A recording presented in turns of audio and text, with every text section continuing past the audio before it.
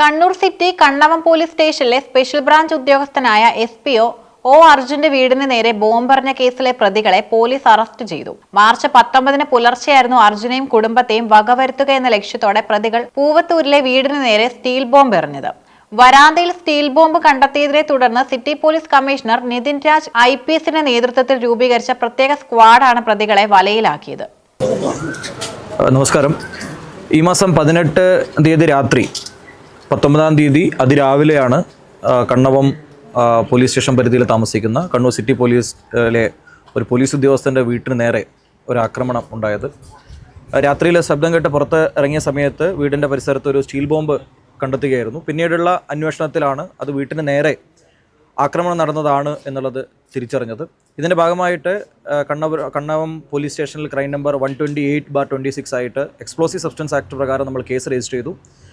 രാത്രിയിൽ നടന്നുകൊണ്ട് തന്നെ ഇനീഷ്യലി ഈ കേസുമായി ബന്ധപ്പെട്ടിട്ടുള്ള എവിഡൻസ് അല്ലെങ്കിൽ ഈ കേസുമായി ബന്ധപ്പെട്ടിട്ട് ആൾക്കാർ ആരാണ് ചെയ്തത് എന്നുള്ളതിനെപ്പറ്റി കണ്ടുപിടിക്കുന്നതിന് ഒരുപാട് ഡിഫിക്കൽട്ടായിട്ടുള്ള കാര്യങ്ങൾ നമ്മുടെ പോലീസിൻ്റെ ഭാഗത്തു നിന്നുണ്ടായിരുന്നു. അതിൻ്റെ ഭാഗമായിട്ടൊരു സ്പെഷ്യൽ ഇൻവെസ്റ്റിഗേഷൻ ടീം നമ്മൾ ഈ കേസുമായി ബന്ധപ്പെട്ടിട്ട് നമ്മൾ ഫോം ചെയ്തു.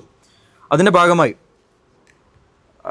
കൂത്തുപറമ്പ് ACP CB ടോം, അതുപോലെ കണ്ണവം SHO സുമിത്ത്, SI അനൂപ് ഉൾപ്പെടെ SI ഹാഷിം, ദീപേഷ്, പ്രജിത്ത്, ബിജേഷ്, സുജിത്ത്, സുധീഷ്, പ്രജീഷ്, ഷമീർ, അർഷിത എന്നിവരുൾപ്പെടെയുള്ള ഒരു സ്പെഷ്യൽ ഇൻവെസ്റ്റിഗേഷൻ ടീം നമ്മൾ ഈ കേസുമായി ബന്ധപ്പെട്ടിട്ട് രൂപീകരിച്ചു.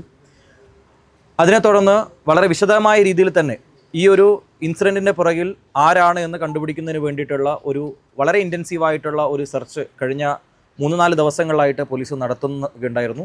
അതിൻ്റെ ഭാഗമായി ഈ കേസിലെ പ്രതികളായിട്ടുള്ള 2 പേരെ ആ സമയത്ത് അവിടേക്ക് വന്ന് ഈ ഇൻസിഡൻറ്റിൽ നേരിട്ട് പങ്കെടുത്ത 2 പേരെ, അതിൽ 1-ാം പ്രതി രാഹുൽ, 2-ാം പ്രതി ജിതിൻ എന്ന 2 ആൾക്കാരെ പോലീസ് ഇന്ന് രാവിലെ കസ്റ്റഡിയിലെടുത്തു. ബാക്കി വിശദമായ രീതിയിൽ ഈ കേസ് അന്വേഷിച്ചു വരികയാണ്. ഇതിൽ കൂടുതൽ പേര് ഉൾപ്പെട്ടിട്ടുണ്ടോ? ഈ കേസുമായി ബന്ധപ്പെട്ടിട്ട് പോലീസിൻ്റെ ഇതുവരെയുള്ള അന്വേഷണത്തിൽ മനസ്സിലായിട്ടുള്ളത് കണ്ണവത്തെ ഈ ഭാഗങ്ങളിൽ, പ്രത്യേകിച്ചിട്ട് ചെറുവാഞ്ചേരി, ചുണ്ടയിൽ, തുടിക്കളം തുടങ്ങിയ ഭാഗങ്ങളിൽ മുൻകാലങ്ങളിൽ ഉണ്ടായിരുന്ന രാഷ്ട്രീയ സംഘർഷ സാഹചര്യങ്ങളും ഒക്കെ മനസ്സിലാക്കിക്കൊണ്ട് തന്നെ വളരെ സ്ട്രിഞ്ചൻ്റ് ആയിട്ടുള്ള ആക്ഷൻസാണ് പോലീസിൻ്റെ ഭാഗത്തുനിന്ന് ഉണ്ടായിട്ടുള്ളത്. അതിൽ പ്രിവെൻറ്റീവ് ഡിറ്റൻഷൻ, കാപ്പ ഉൾപ്പെടെയുള്ള നടപടികൾ പോലീസ് എടുത്തിട്ടുണ്ട്. വളരെ ഇൻറ്റൻസീവായിട്ടുള്ള ചെക്കിങ്ങും റെയ്ഡ്സും ഈ ഭാഗങ്ങളിൽ പോലീസ് നടത്തിയിട്ടുണ്ട്. അതുകൊണ്ട് തന്നെ പോലീസിൻ്റെ ആത്മവിശ്വാസത്തെ നിർവീര്യമാക്കുക എന്നുള്ളതായിരിക്കാം ഒരുപക്ഷെ പ്രതികൾ ഉദ്ദേശിച്ചിട്ടുള്ളത്.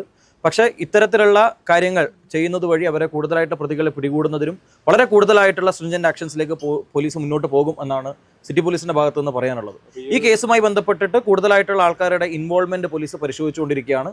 അത്തരത്തിലുള്ള ആൾക്കാരെ അവരുടെ റോള് കൃത്യമായ രീതിയിൽ മനസ്സിലാക്കുന്നതിനോടൊപ്പം കൂടുതൽ അറസ്റ്റ് ഈ കേസിലേക്ക് ഉണ്ടാവും. ഈ പോലീസുകാരനോട് എന്തെങ്കിലും പ്രത്യേക വൈരാഗ്യമോ അങ്ങനെ എന്തെങ്കിലും ഉള്ളതായിട്ട് ചോദ്യം ചെയ്യുന്നത് നമ്മളുടെ അന്വേഷണത്തിൽ മനസ്സിലാകുന്നത് ഇത്തരത്തിലൊരു ഇൻറ്റൻസീവ് ആയിട്ടുള്ള ഒരു പോലീസ് ആക്ഷൻസ് ഇവിടെ ഉണ്ടാവുന്നത് കൊണ്ട് പോലീസിൻ്റെ ഒരു എൻറ്റിറ്റി എന്ന രീതിയിൽ, ഒരു റെപ്രസെൻറ്റേറ്റീവ് എന്ന രീതിയിൽ ഒരാൾ ആക്രമിക്കുക എന്നുള്ളതാണ് അക്രമികൾ പ്ലാൻ ചെയ്തിട്ടുള്ളത്. അതിൻ്റെ ഭാഗമായിട്ടാണ് അവർ ഈ ഇത്തരത്തിലുള്ള ഒരു ആക്രമണം ആസൂത്രിതമാക്കിയിട്ട് പ്ലാൻ ചെയ്തിട്ടുള്ളതെന്നാണ് നമ്മൾ മനസ്സിലാക്കുന്നത്.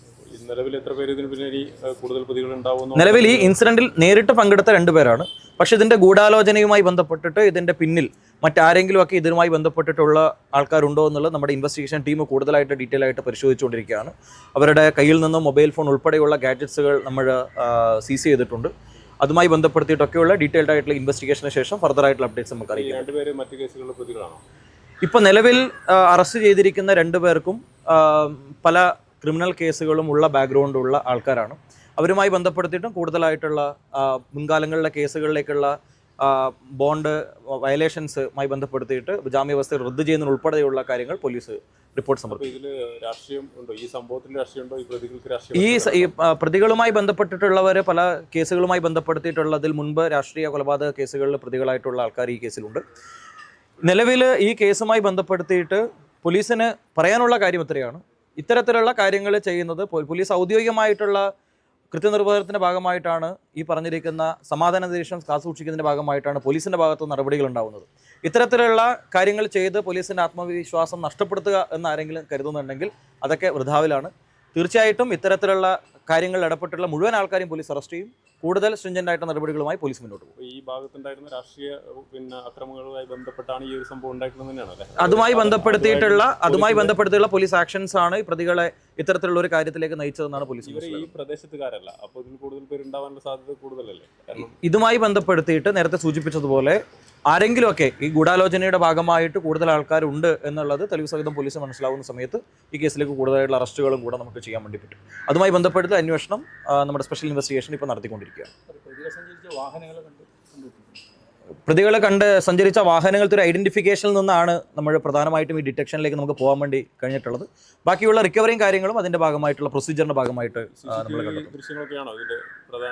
ഈ കേസുമായി ബന്ധപ്പെട്ട് നമ്മൾക്ക് ഏറ്റവും കൂടുതൽ ചലഞ്ചിങ് ആയിട്ടുണ്ടായിരുന്ന ഒരു പ്രധാനപ്പെട്ട ഭാഗം നമ്മൾക്ക് എക്സാക്റ്റ് ഈ പ്രതികൾ വന്ന വാഹനവുമായി ബന്ധപ്പെട്ടതോ അതല്ലെങ്കിൽ ഈ സംഭവവുമായി ബന്ധപ്പെട്ടിട്ടുള്ള വിഷ്വൽസ് നമുക്ക് ഉണ്ടായിരുന്നില്ല എന്നുള്ളതാണ്.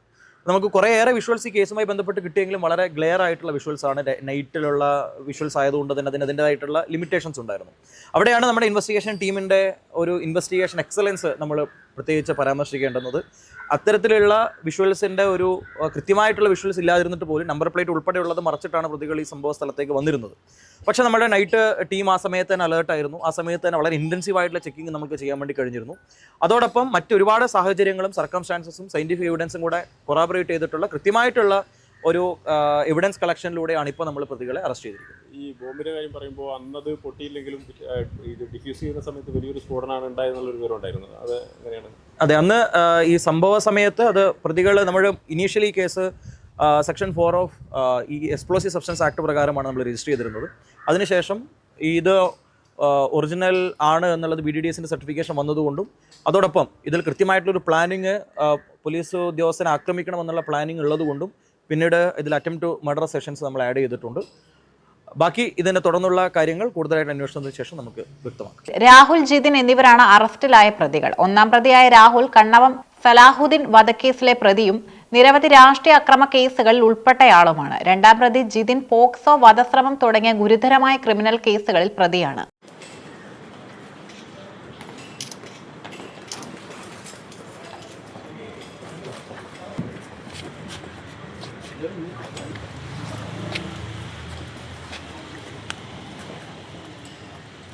മുൻകാലങ്ങളിൽ കണ്ണവം മേഖലയിലെ ക്രിമിനലുകൾക്കെതിരെ കാപ്പ ഉൾപ്പെടെയുള്ള കർശനമായ പ്രതിരോധ നടപടികൾ പോലീസ് സ്വീകരിച്ചതിലുള്ള വൈരാഗ്യമാണ് ഈ ആക്രമണത്തിന് പിന്നിലെന്ന് പോലീസ് കണ്ടെത്തി. Dog squad, bomb squad, finger print വിദഗ്ധർ എന്നിവരുടെ സഹായത്തോടെയായിരുന്നു അന്വേഷണം. പ്രതികളെ കോടതിയിൽ ഹാജരാക്കുകയും ചെയ്തു.